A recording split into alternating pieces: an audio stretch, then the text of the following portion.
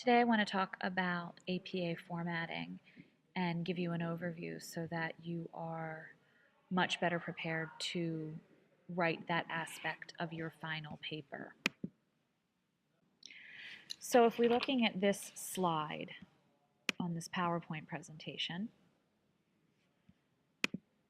you'll see that there's some key points that have to take place. The first thing is that there's never, ever, ever first and middle names in their entirety. It's always initials. Second thing is you have the year in parentheses. You never have months or days of months. You followed by a period. For journal articles, you have a lowercase letter on every word except for the first word and the first word after any punctuation. It says colon in the PowerPoint slide, but it really is any punctuation. The other thing that you would capitalize would be any proper nouns. But the title of a journal article is not capitalized in the traditional way that we think of a book.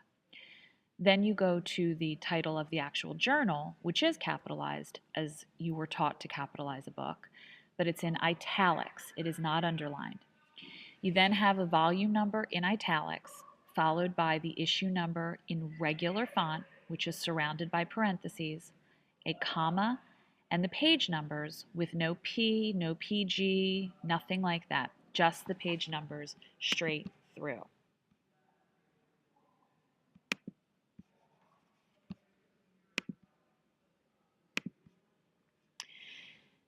The other thing that we have to talk about is when you're paraphrasing or when you have a direct quote. So you're citing in text in a book or an article.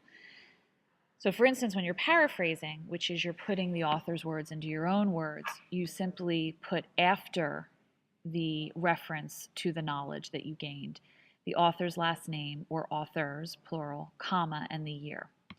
If you have a direct quote, which you should try not to have many, you should have the author's last name, comma, the year, and the page number where the direct quote was found.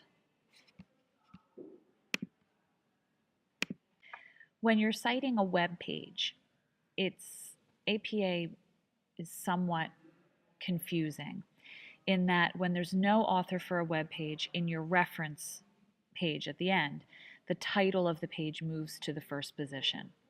When you're citing in text, you usually cite the title of the page in quotes followed by the year. Sometimes there's a year on websites. If not, it's the year that you found it. And you always use the full title of the web page if you're having an issue, like if you can't find an author or you can't find a year. But however, sometimes you do find different articles, things that are written specifically by an individual, which would allow you to have an author. But the other thing that you want to keep in mind is if you go on Arcadia's website and search engine to look for journal articles, that's not considered something you cite with a web page. You cite that as a typical journal.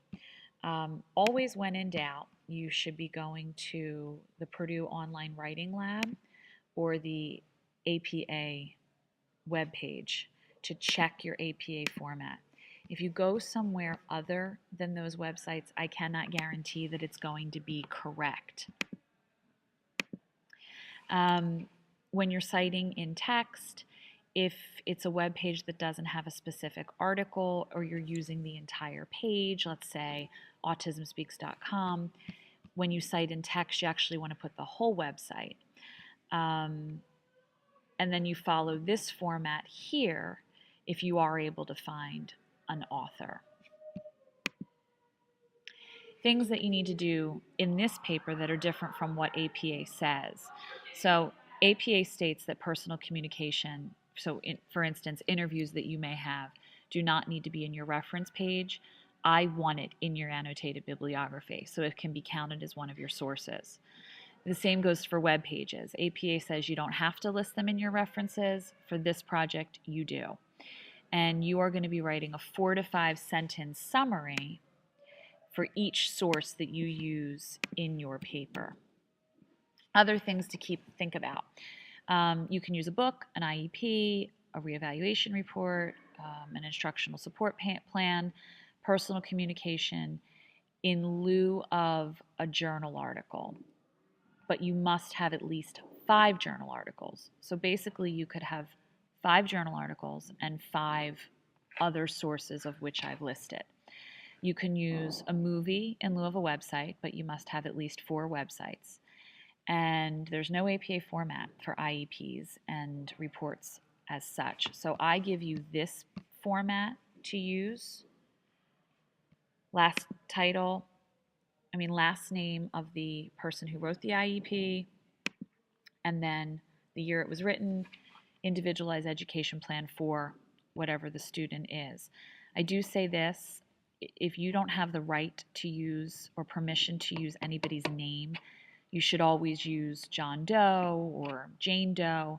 I do have students that make up names for the person they're observing, and that's fine too. Just make note that it's a